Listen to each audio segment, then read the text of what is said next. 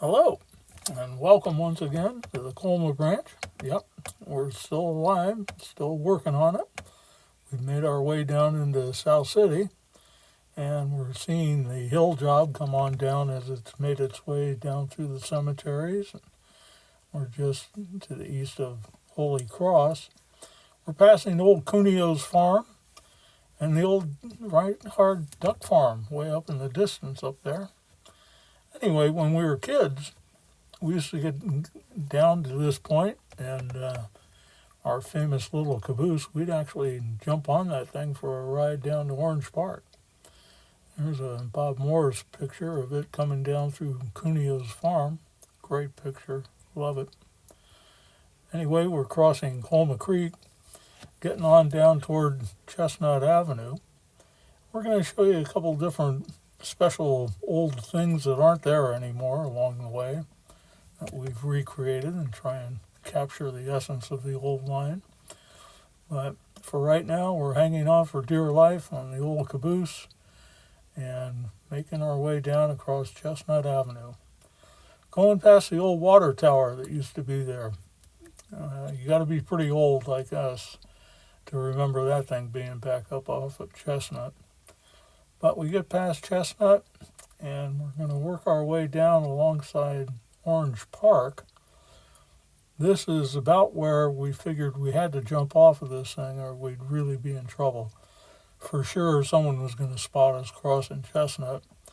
And about right now, we're getting kind of scared. So we're thinking we probably should have jumped off earlier. Anyway, we hung on, and we've crossed Chestnut, and we're approaching Orange Avenue and Orange Park in the background there. So we're coming along, but we know for sure we better get off here before we go too much farther. After all, we got to walk back home. So if we were lucky, we could get off here, and if no one really spotted us, we could probably jump off and run over to old Gus, the Peanut Man. Now, if you look in the distance there, just beyond the cars, when it gets in the clear here, you'll see Gus's old van where he sold everything from ice cream, pink popcorn, candy, all kinds of stuff. He was great. Anyway, we continue on down, and we're going to get to Spruce Avenue, which is about as far as I've modeled so far. So we're going to cross that, but we'll take some time to point out a couple things. South City Lumber there, been an institution forever in the town. And of course, the sign up on Sign Hill, South San Francisco, the industrial city. I'll have more history on that in another episode down the road. But we're also crossing in front of what's now Bimbo Bakeries. Used to be Oro Wheat. Before that, it was Colonial Bakeries. I don't know if the old-timers remember the bread man coming around the truck around the neighborhood. But we've made it. Here we are, right down below Sign Hill. And like I said, South City Lumber is just under construction now, but we'll show you a couple of other things. But South City Lumber, I don't know how long they've been there. They've been there forever. And they used to be supplied off a different line, which was called the Linden Branch. It ran up Railroad Avenue, up behind Lumber Company there, switched back in. And you probably can't see it, but there are tracks up there in the street up beyond the thing. That's the Linden Branch. I'll talk about that later. This is a really interesting little piece. It was buried for years in the weeds. No one even knew it was there, but it was part of the original main line that came up from San Jose, and it's still there today. As locals know, obviously, BART assumed SP's right-of-way all the way around the mountain and down to San Bruno. It came right through here, and they're the ones that found the old bridge and actually saw that it was restored. So, as we look back up the other way, past Bimbo's, old Oro Wheat, we're going to go up to a little neighborhood known as Mayfair Village. Built in the 40s, I believe. I'm not sure about this. But it's been around for quite a while, right off of Orange Avenue, across from Orange Park. And Now we see Gus still selling peanuts and Orange Park. The city set aside land for this a long time ago. You can see this picture here. And that's Orange Avenue going off to the left up there. If you look close, you can see the wigwag for the train. And the 40 line, which paralleled the SP, also crossed Orange Avenue right here at that spot too. Good shot of it.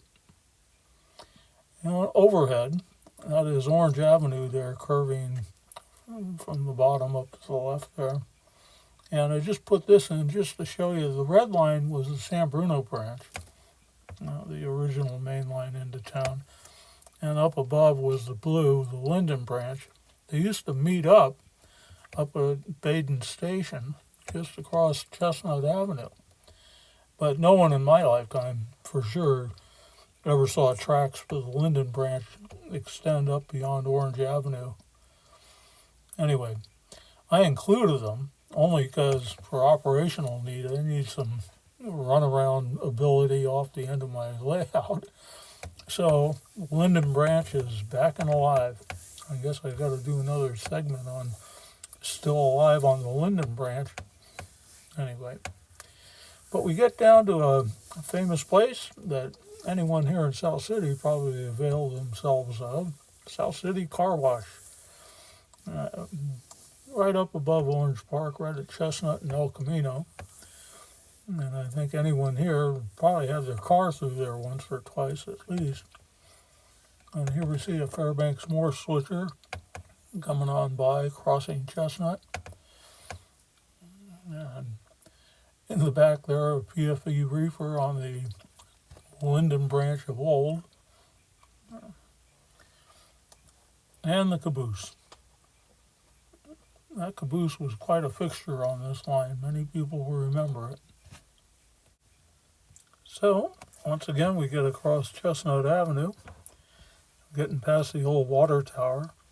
This was the area known as Baden, where the Linden branch tied right back into the original main line, and a 40-car street line car with the water tower in the back. But you can see the SB back there. This, at one time, long before even this picture was taken, actually had a turntable to help turn helper engines to get cars up and over the line, up over Colma and up to Ocean View. So we cross Colma Creek, and if you look in the background, you'll see a green tank. It belongs to California Water Service. They actually had wells on that site. I don't know if they still do, but they still have some tanks over there. And then a couple of other buildings there we'll talk about in just a little bit in the background as well. Looking up Chestnut Avenue, up there on the left, the old red barn had been there forever. I don't know the history of it. Been there all my lifetime until not too long ago. I can't really remember when they tore it down, but there are apartments and houses there now.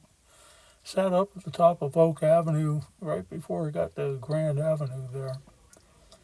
And then to the left of it, the old 12-Mile House. These were really interesting places. They were station stops or car stops or what have you on the way up into San Francisco, and the mileage was how far away from town they were. There was a 16-mile house down in Millbrae, and this one, and a 7-mile house, and a 5-mile house, and so on. Really cool history, though. And I'll have to recheck my history, but I think this building dates back to 1863. Our train is stopped right there at the end of Grand Avenue where it meets Old Mission Road there, right above.